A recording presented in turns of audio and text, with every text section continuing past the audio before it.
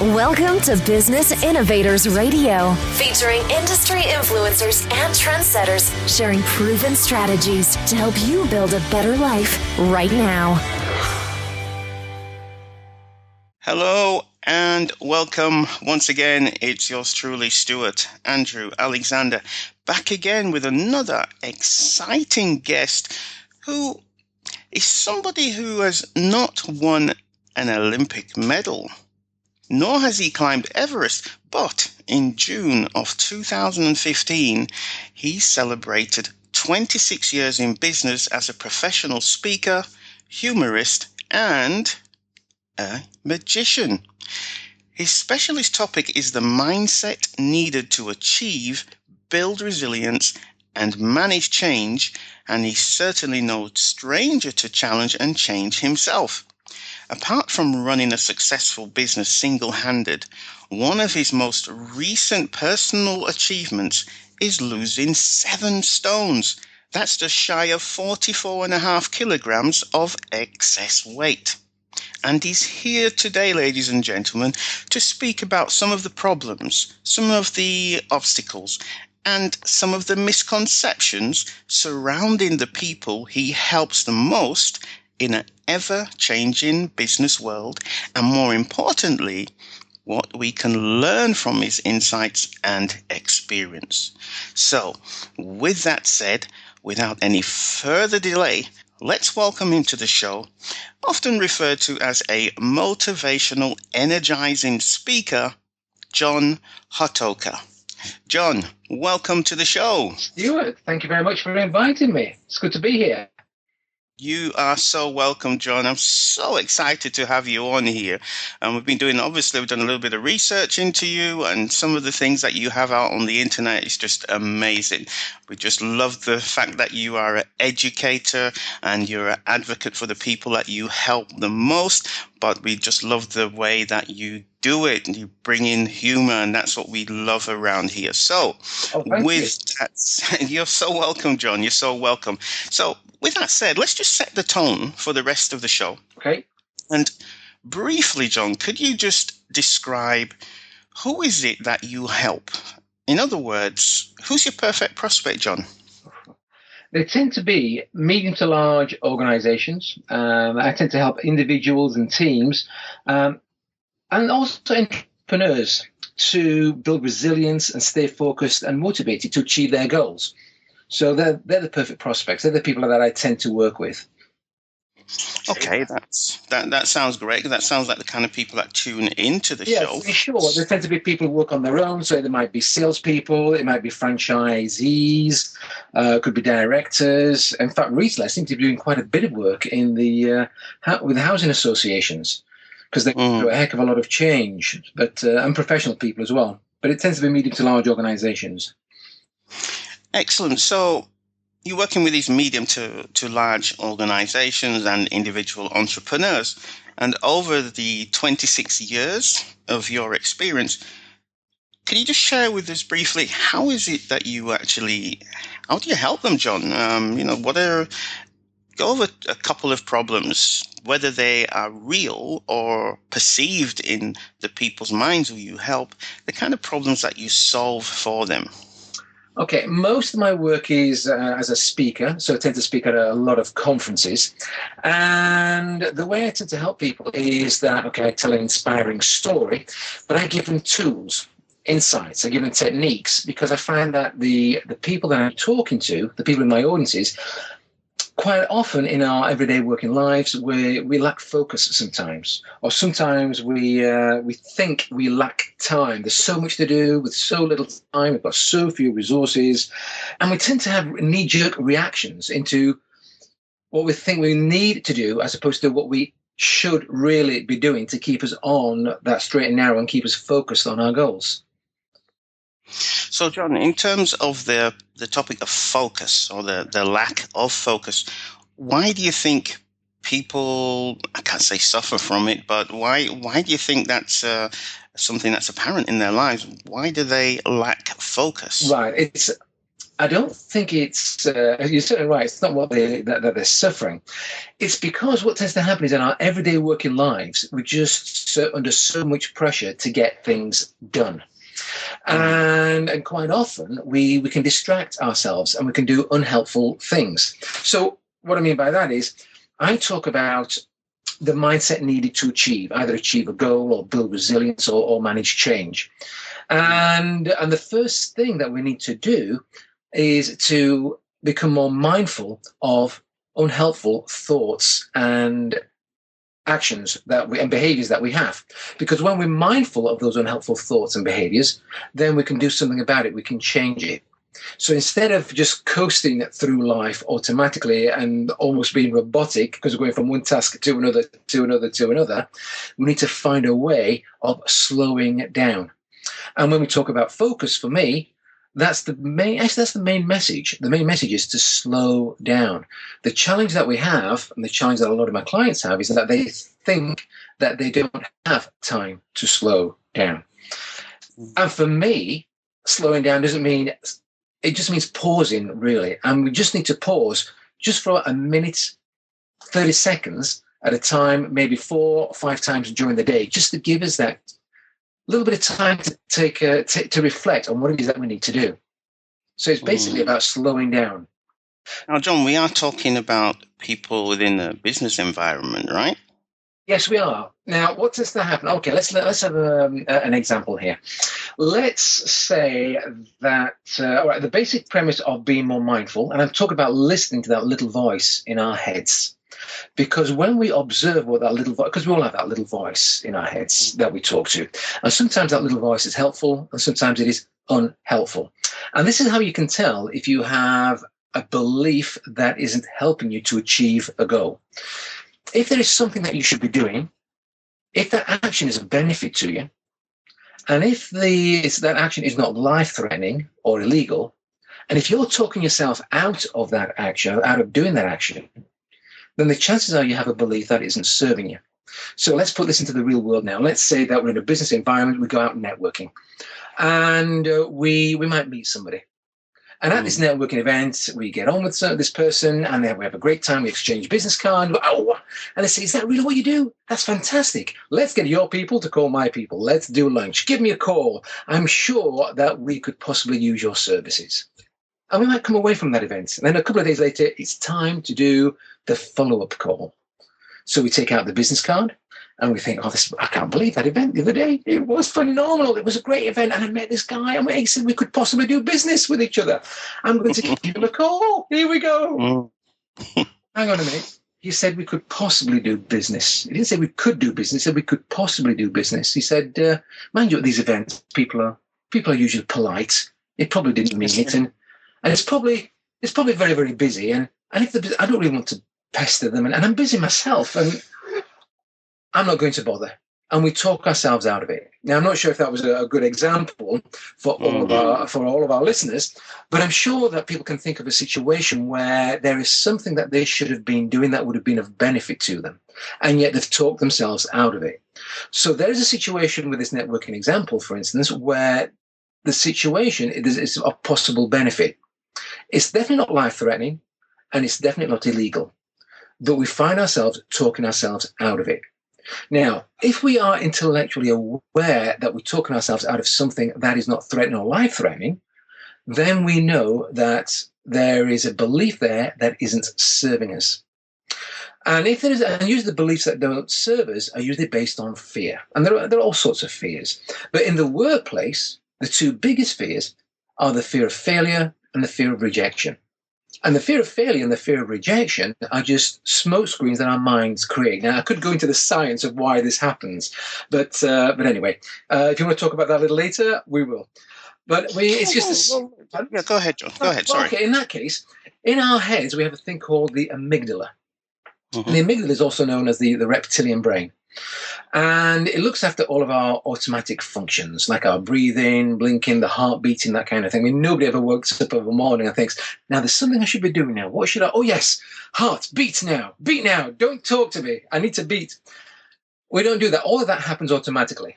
And inside the amygdala is our instinct for survival. And when it comes to our instinct for survival, it is far safer for us not to go out of our comfort zone. It's far safer for us to be fearful of something because we want to protect ourselves than it is to be brave or bold or to do an action. So our default thinking is to be fearful. So, for instance, if you go to bed of an evening, you're in bed, you're feeling nice and comfortable, you're asleep, and all of a sudden you hear a noise, you wake up, what's the first thought? The first thought in your head is, what's that? The words, am I safe? My first thought, John, is wake the wife and Exactly. get her to get up. Get her. Darling, there's Hey, love, did you hear that, love? go sort it out, love. Yeah. Sorry, go ahead, John. Go on, man. But it is, we have this. So our instinct our sort of default thinking is to be fearful, and it's exactly the same in the business world. It's about being safe. So if we're aware that something that we should be doing is of benefit to us, and if we're aware that we're talking ourselves out of it and it's not illegal, then the solution is very, very simple once we're aware of it, and that is just to do it.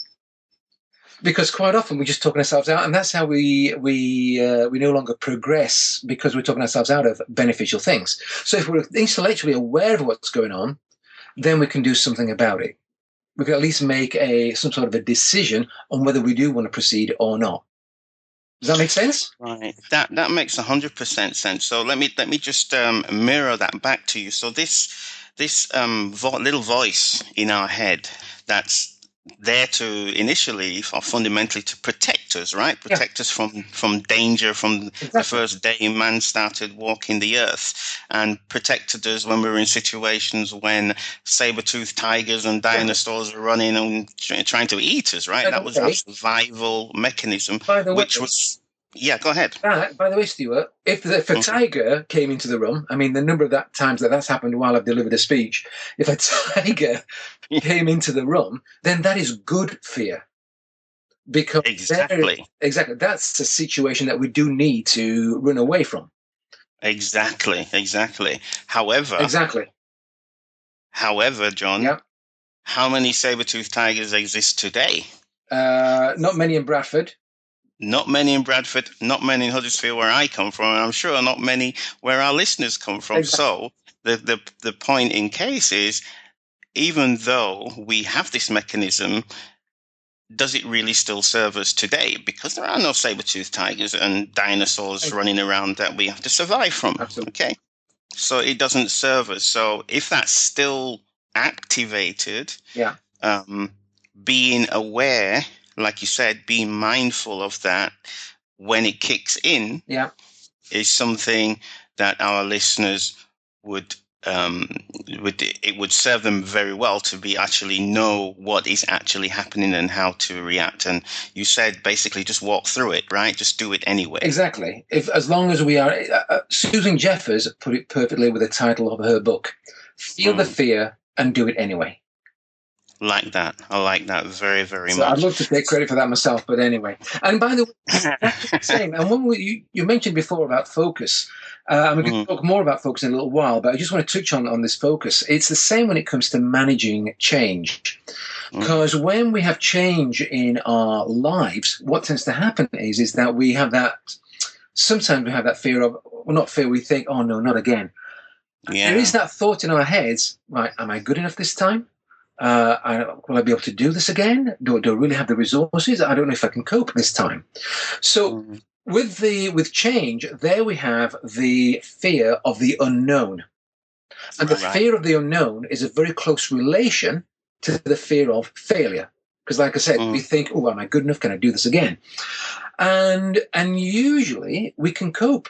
In fact, we don't give ourselves the credit for coping with change, because we are all masters at dealing with change. How do I know that?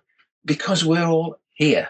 And what I mean by that is, if you think about it, in our lives, if you've got married, you had to deal with change. If you came out of a relationship, you had to deal with change. You got kids, you had to deal with change. If you lost someone in your life, you had to deal with change. If you got a new job, if the car broke down this morning, we're dealing with change all of the time.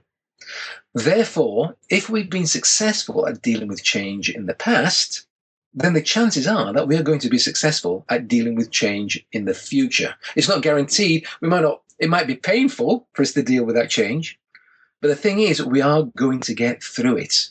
And we are going to be successful.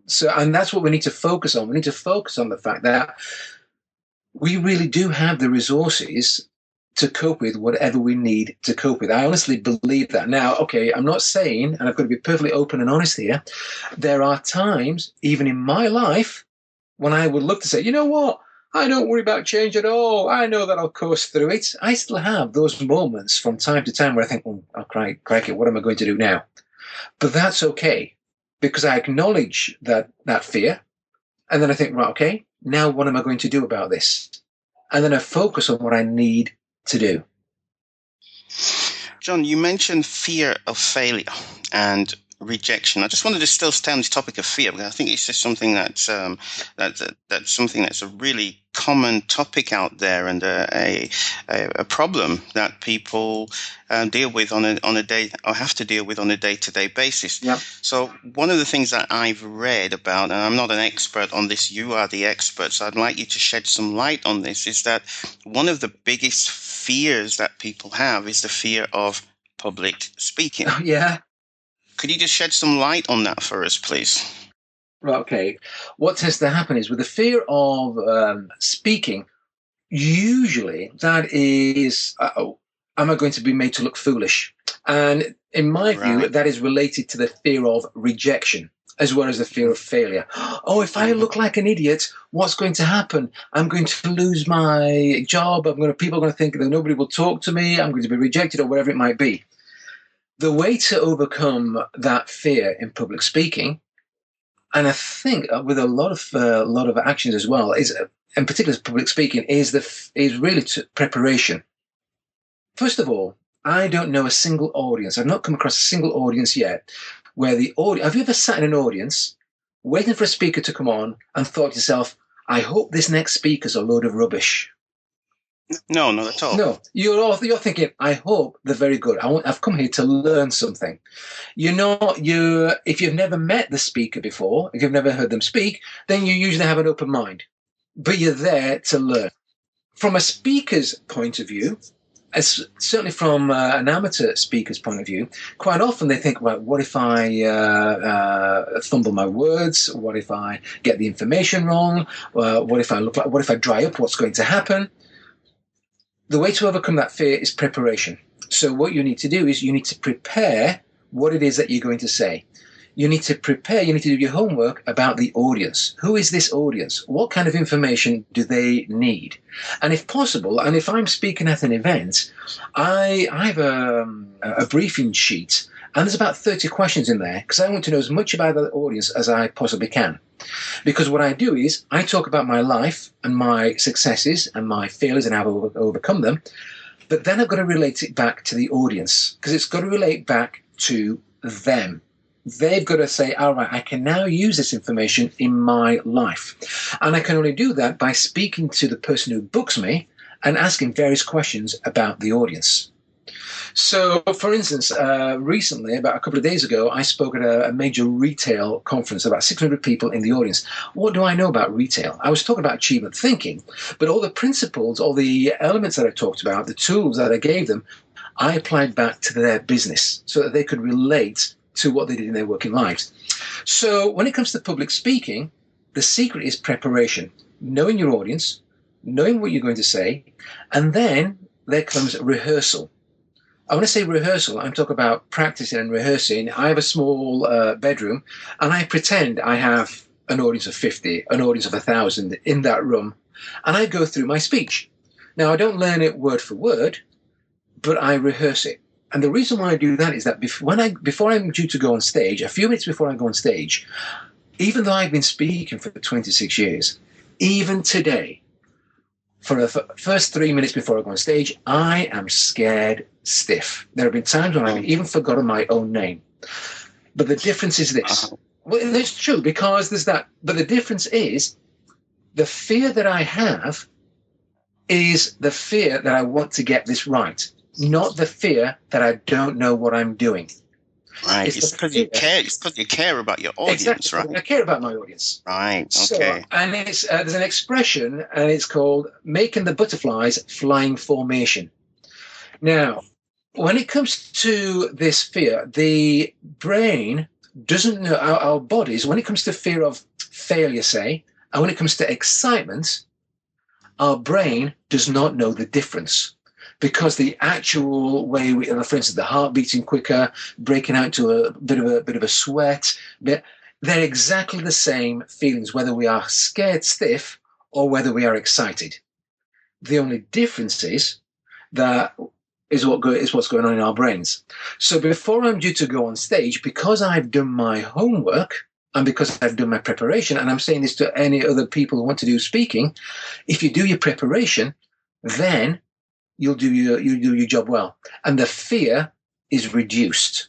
You'll still get that last minute jitters, but the feeling is. I mean, if I remember, I'm a member of the Professional Speaking Association, and a few years ago, it was my job to open the conference and it's a room full of about 150, 175 professional speakers. Speakers. Oh my goodness! And for 15, not for 3 minutes, for about 15 minutes before I was due to go on stage, I was at the back of the set, and I'm going, "You idiot! What are you doing here? These are professional speakers. Why did you agree to do this? You are an idiot." Because you see, there's that negative, unhelpful self-talk. And each time, each time I've gone on stage, I've always, about maybe 30 seconds before I'm due to go on stage, the thought goes into my head, blow this. Well, you can fill in your own words. Because This is a family show. It is a family show. Go ahead. I'll let you decide what words I use, but I'll clean this up. I think, well, blow this. I know what I'm talking about. I do this professionally. And they'll either love me or they'll hate me. I'm just going to go on there and have fun. And they're either with me or they're not. And because I let go, then I went on stage. And after the first, 5-10 seconds, then I relaxed and and that was it. It's, in fact, funnily enough, it wasn't a speaking competition, but they had speakers from all over the world. There must have been about 10, 12 speakers at the event. And I was voted the best speaker at the event. Wow. So, awesome. Which was fantastic for me. And anyway, but yeah. So you survived, and you're still here today. You're still alive, right? I'm still. I just checked my pulse. Hang on. Yes. I'm here. So, in spite of you, all that negative self-talk, and you feeling like you're almost like close to death, you're still here today and sharing all these great insights. But that's the point with fear. I believe that it's that negative self-talk because of the amygdala. It's our wonderful subconscious mind is all it's doing is doing its best to keep us safe. Right. That's why it stops us from progressing. And it's the same when it comes to achieving your dreams in life. All your wonderful subconscious mind is doing is just doing its best to keep you safe. Right. So we can't blame it for that. But we need to intellectually think, right, okay, let's have a look at this situation. What is at risk here? What is the real risk here? All right, my ego may be a little dented at the end of this. What's the worst that's going to happen? My ego will be dented. In that case, is it worthwhile doing? Right, let's do it. So that's it. So just do it. And not only that, if you do make a mess of things, if you think about it, in 3 months' time, 4 months' time, next week, what are people going to be saying? Are you going to be ostracized from society? I mean, let me ask you, John. What happened the very first time you spoke in front of people? What happened? How was that experience? Like, you're talking about 30 years ago. I can't remember. Because you must have some kind of connection there to what actually happened. Was you perfect? Oh, absolutely. Oh, I'm perfect all the time. Did you not know that, Stuart? I wouldn't lie to you. I wouldn't lie to you for the world. For money, but not for the world. Right. Come on, spill the beans, John. Spill the beans. Come on. I believe, in fact, my first book, it wasn't speaking in front of an audience. It was, because my background is as a magician. So it was performing magic in front of an audience. And as I remember, the show, when I say it was a good show, considering my lack of experience in front of an audience, it was good. I mean, I practiced and I rehearsed, and I think it's like anything else. When we do something for the first time, it'll be good, it'll be okay. But it's not until we do it on a regular basis that we become really good at it. Right. So, okay, John, you spoke about being mindful. You spoke about being in the moment, being present, and just slowing down. You've also addressed fear of failure and rejection. And we just spoke a little bit about public speaking and how important it is just to prepare so that it will reduce the nerves. I'm sorry to interrupt, but would you mind if I'd like to expand on this slowing down business? Absolutely. And this has nothing to do with your sex life, right? No, okay, in my dreams. Okay, that's good, because it is a family show. Okay, over to you, John. Okay, thank you very much indeed. All of a sudden, about 87 one-liners have come to my mind, and I cannot use any single one of them. So let's move on to focus. Well, actually, when I say focus, I'm talking about slowing down. And I do think this is very, very important, because I find this with a lot of audience that I speak in front of, and the people that I talk to, they say, but John, we don't have time to slow down. We're busy people. What are you talking about? We can't do it. What I have found is that for me, when I say slow down, I mean pausing. I do this about at least 3 times every day. And you only need to do this for between 2 to 5 minutes. In fact, 2 to 5 minutes the first time you do it in the day. And then throughout the day, you'll even get away with 30 seconds. But I normally do it for about 90 seconds or 2 minutes. So, for instance, first thing in the morning, I wake up, I go to the bathroom, I do whatever I need to do in the bathroom, and then I go downstairs into my front room, and I sit in my comfy chair. If you're happy in your hard back chair, then that's fine. And then I just go quiet. I make my mind go as blank as much as it can do, and I focus on my breathing, about a dozen deep breaths or so, and I just go quiet. And after about a minute, I will just ask myself the question, is what I'm focusing on right now taking me towards or away from what I want to achieve? Or is what I'm doing right now taking me towards or away from what I want to achieve? But I then go quiet. So this slowing down is only for a few minutes. And then throughout the day, I'll find times just to pause for maybe 1 or 2 minutes at a time where I can go quiet. And that might be, for instance, I might be brushing my teeth. So while I'm brushing my teeth, I'll just go quiet. If it might be that I am making myself a cup of tea or a cup of coffee. So while the kettle's boiling, I will just stand there by the kettle and I'll just go quiet. And I use that time to reflect, to pause, to think, is what I'm doing right now, is it taking me towards or away from what I want to achieve? Now, this is something I don't know if I should admit to this in public, and I'm not sure if our listener actually does this or not. But anyway, I'll mention it. I don't know if you want to admit to this, and if you do, let's have Charterhouse rules. Okay, Charterhouse rules. What goes on in this interview stays in this interview. Okay. Yeah, amongst the 3 million listeners, okay, also, not a problem. I would like to know if any of our listeners during the day, if they by any chance, and be open about this, and nobody will judge you, right? Does anybody ever go to the toilet? Does anybody? Do they still do that nowadays? I don't know why people do that, because they've not got time. What are they talking about? What's wrong with them? Now, this is what I do. Whenever I go to the loo, I always go into a cubicle, and I always I do whatever I need to do, and then before I go out and wash my hands, I will just lean on the side of the cubicle wall just for a minute and a half, and I'll pause, and that gives me chance to reflect, to think, right, okay, this next task that I'm about to do, is it me towards what I want to achieve, or am I just distracting myself from what it is that I'm doing? So it's about finding those times where those things that we might do during the day, where we can just add an extra minute, where we can just pause and give ourselves time to reflect. And that does several things. It helps us to stay focused, great, but also it helps with reducing stress levels. And if you think about it, and I've studied this, some people might say, hang on a minute, John, but that's a meditation that you're talking about. I'm sorry, I don't do meditation. All right, well, try one of these other words for size. For you, you might feel better with prayer or stillness or reflection or visualization or visioning. Whichever word suits you, use that word. Because in virtually every discipline in life, like religion, we talk about prayer. In spirituality, we talk about meditation. Even medically, biologically, doctors will say, pause, be mindful, take a pause in your day. So in every discipline in our lives, we're being told, slow down, take a pause.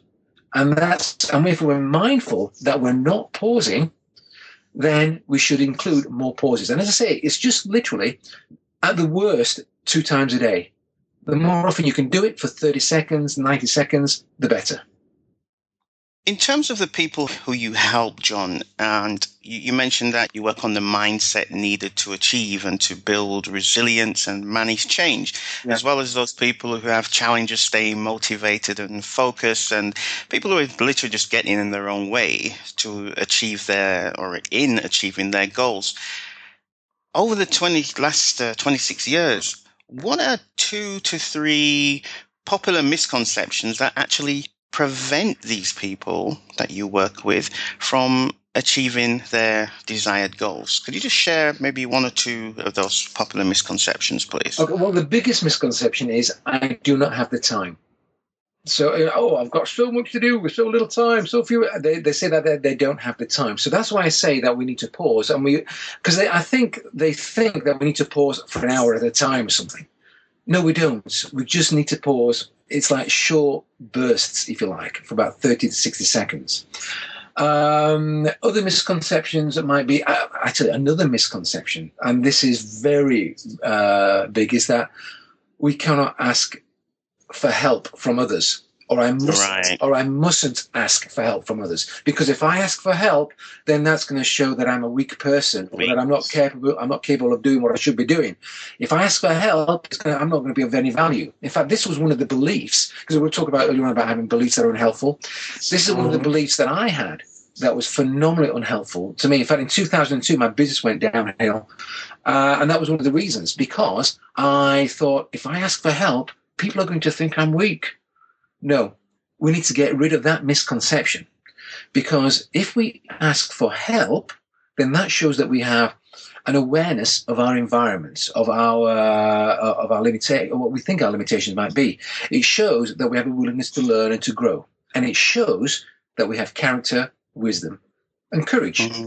And I have found in my life that by asking for help, I get more respect from people than I do by showing bravado and thinking, oh, yes, I don't need any help because I'm fine. We need to put our egos to one side and ask for the help that we need when we need it. Now, there is a caveat to that, and the caveat is I don't think that we should go into the shopping centre and go, okay, everybody, help me.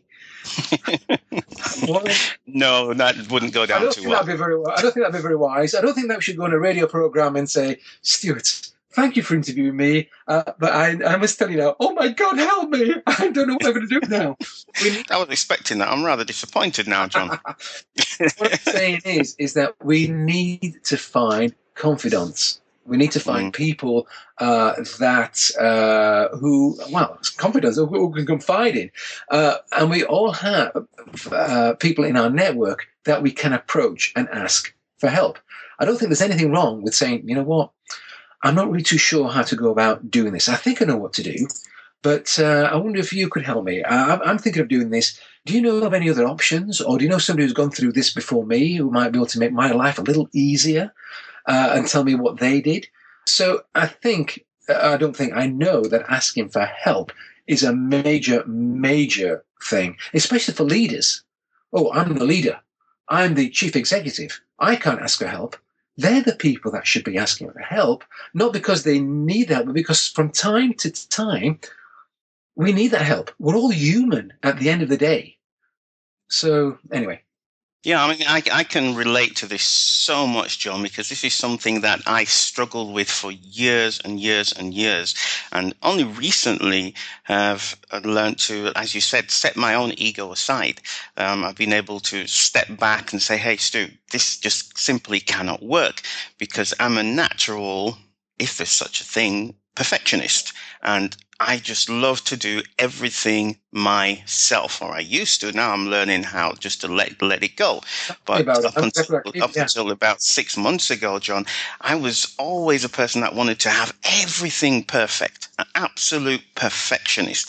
And the very thought of letting something go for somebody else to take care of, Yeah. that filled me with absolute dread. So asking for help was the very last thing on my mind. People used to say to me, Stu, just ask for help. If you need any help, just ask me. And I'm thinking, yes, nice gesture, but come on, you can't do what I do. There's no way you can do it the same. Yeah. And it's only since I took on the help of a mentor about 6 months ago.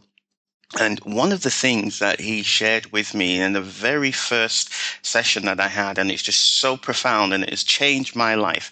He said to me, Stuart, perfection is not when there is nothing left to add. It's when there's nothing left to take away. Yeah. And that just resonated with me so much because Oh, yeah. that's exactly what I was doing. I had so many projects on my table, and because of my perfectionism, my drive to be perfect, they never left my table. So I had all these unfinished stuff because I just simply was resisting asking for help.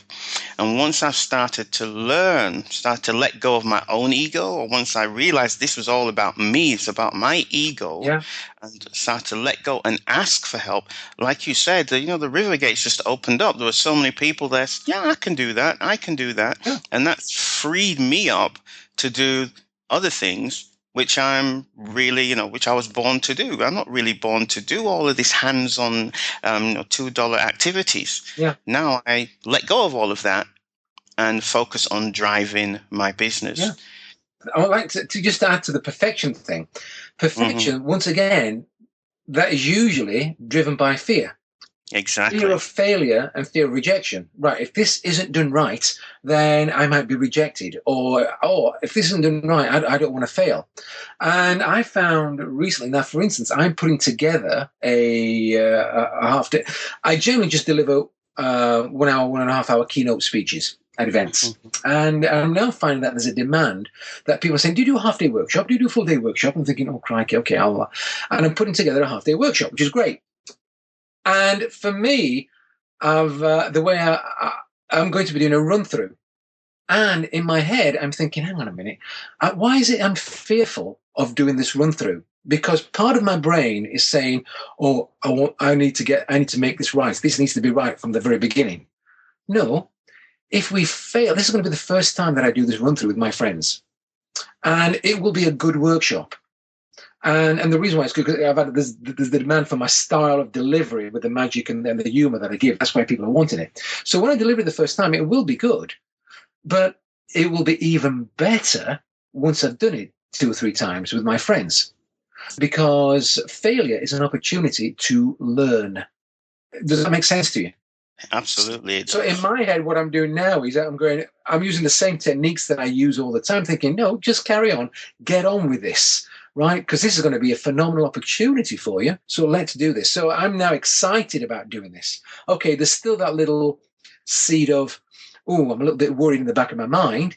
But I now know that that is just my wonderful subconscious mind trying to protect me. And there is no fear. There's nothing to be worried about because it's not life-threatening. What's the worst that's going to happen? My mates are going to turn around and go, that was pathetic. It was awful. And then they'll turn around and say, let's make it better. So there's going to be an opportunity, whatever I do, there's an opportunity for making it better. I mean, it's not going to be bad. It'll be good.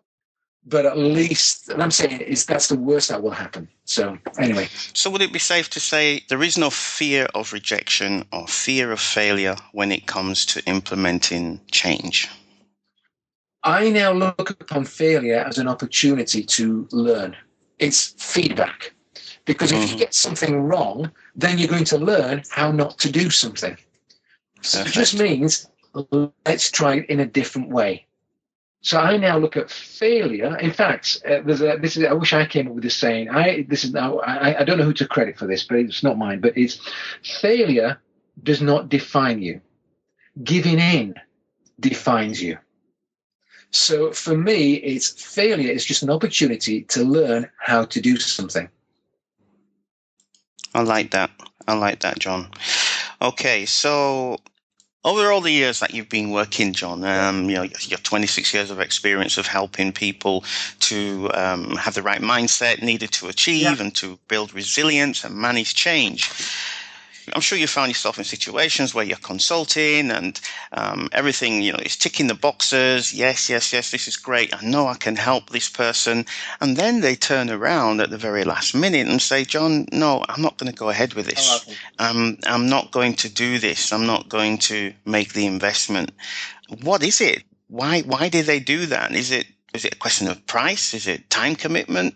What others may think? What's your experience? To be perfectly frank, I'm not too sure. The answer varies. I mean, sometimes it's because they're going through so much change in their organizations that they don't really know what they want to do themselves. Right. So they're just going from one thing to another all right, this has changed now, this has changed. In fact, there's been 3 very large organizations that have approached me, and there is so much change going on. They don't really know what to do next. Whereas so the main thing they need to do is to pause for a little while and have a good think about what they want to do. In fact, what they need to do is think about their long-term strategy, where they want to be long-term. As opposed to quite often that these organizations are thinking about short-term delivery and they tend to be firefighting. We do need to pause from time to time. As far as hiring my services are concerned, that can vary for whatever reason. So I wish I could answer that. Sometimes it is price, although the organizations that I've worked with, I've helped organizations hit their annual sales target 3 months early. So, and the fee that I charged was a fraction of that amount. So anyway, it's whatever it is. So do you ever come across any people who are just not convinced that it will work for them? Yeah, well, I'm sure, because at the end of the day, you can't please everybody. And whatever it is. What I'm grateful for is that there are far more people who are convinced that it works. So all I can do is really work with them. Right. Okay. So, I'd love to convert the others.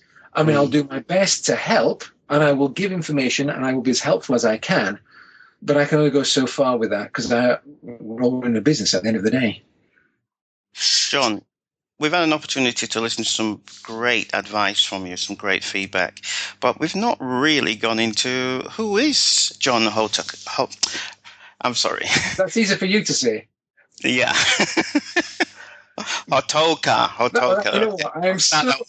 I'm so impressed at the way you mispronounce my name. HOTOWKA. Sorry. That's a good Yorkshire name, I'll have you know. It is, isn't it? Right. Typical Yorkshire name. All right, then. Let's do that one again. No, I think you should keep that in. I think that's good. You think you should keep it in? Okay. It shows that we're human. Well, that's true. All right, then. We'll leave that one in then. So with that said, John, yeah. with that said, yeah. What we're saying was, we've had an opportunity to listen to some great advice, to some really good feedback. Yes. We haven't had an opportunity to hear a little bit about who is John HOTOWKA. Who is John? John HOTOWKA. Yeah, I know. I'm impressed. Go on. So specifically, what would you like to? I'm supposed to put you on the spot. You're not supposed to put me on the spot here, right?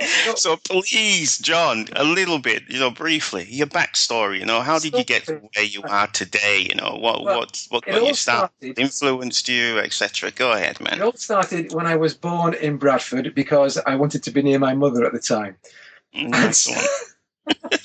All right, so the backstory is this, very briefly. In 1989, I was made redundant for the 3rd time as an optician. I used to be an optician. And so that was the 16th of June, 1989. And that weekend, I was so sick with worry. I thought, what am I going to do? Because I really didn't like optics anymore. And nothing wrong with being an optician. It's just that it wasn't for me. And I decided to follow my passion, which was magic. I love magic. And I started off by performing close-up magic tricks around the tables in local restaurants in Yorkshire. And in 12 years, I built up my my business to such a degree that I was working for nearly half of the blue chip companies in the UK. I was being flown around, up and down the country, around Europe, entertaining their top clients, their executive boards. And I wasn't doing little tricks around the tables anymore. I was actually in front of audiences of about 600, 700, 800 people at a time, where I was using my magic to communicate their corporate messages. So it might be a product launch. In fact, I remember once doing a product launch for caravan chassis. How sexy is that? I was responsible for the magic of thread. For cause I never knew thread was magical, but there you go. That was me. But I was promoting these products and services and speaking at their events. And in 2002, I had a massive crisis in confidence. So my business went downhill. And I started studying successful people. For me, it was very much also a spiritual journey and finding out about me as well. Not a religious journey. There's nothing wrong with religion. It's just that it wasn't my kind of bag. But I certainly went down the spiritual route. And when I started learning about these successful people and what they did, I started formulating my own ideas and insights. And that's how I came about achievement thinking. And I think about 6 years ago or so, people were saying, you've been in business now for about 20 odd years. How is it that you've kept yourself motivated and focused? And I thought, oh, crikey, how have I done that? And that's how I came up with achievement thinking. I consolidated my ideas, and that's basically what happened. And I won't say I've never looked back since. I love doing what I do. But just like everybody else, we all have our challenges. But today, I'm delighted to say is that even though there are times when I think, am I really on the right track? Overall, I love what I'm doing, and I love the challenges because it just gives me an opportunity to prove to myself that I can do this and that my techniques and insights work. We're running out of time here, John. So I want to go around again. Listen, I could sit here and talk with you all night. It's been so much fun, but unfortunately, we do have some time constraints, my friend. So, with that said, John, if there's anybody out there that's listening to this and they're thinking, this John, he sounds like a pretty cool guy. He sounds like he knows what he's talking about, and he could definitely help me with my mindset and helping to build my resilience and to manage the change that I've been thinking about for such a long time. If there is somebody out there like that, companies who are wanting to keep their employees motivated, who are wanting to help them to focus more and to get out of the way of achieving their goals, how do they get in touch with John? How do they do that? Where do they find you? So they can either find me through my website, which is www.HOTOWKA, that's H-O-T for Thomas, O-W-K-A.co.uk. That's HOTOWKA.co.uk. They can email me at John, that's John, John at HOTOWKA.co.uk, or look me up on LinkedIn, John HOTOWKA. I'm the only only HOTOWKA on the planet. Look me up on LinkedIn. Look at the recommendations that I've got on there. So that they seem to be growing. I think that's the best way of contacting me. Ladies and gentlemen, you have been listening to a man that is full of wit, full of wisdom, but also experience. He knows what he's talking about. So if you do want to get in touch with John, I'll make sure that his contact details are included in the show notes. Please reach out to him. You're going to be in very, very good hands. So before we leave, John, any final words? Life is what you make it, so make it magic. The choice is yours. Stuart, thank you so very, very much for inviting me on your program. And I wish all your listeners continued success. Thank you so much for taking the time out of your busy schedule, John. Really appreciate it. Love to have you back on again sometime to talk about some of the other problems and obstacles and misconceptions that the people you have a passion around helping the most. So with that said, ladies and gentlemen, come to an end. I wish you a fantastic day. Take care of yourselves, and we'll talk really soon. Bye-bye for now. Thanks for listening to Business Innovators Radio. To hear all episodes featuring leading industry influencers and trendsetters, visit us online at businessinnovatorsradio.com today.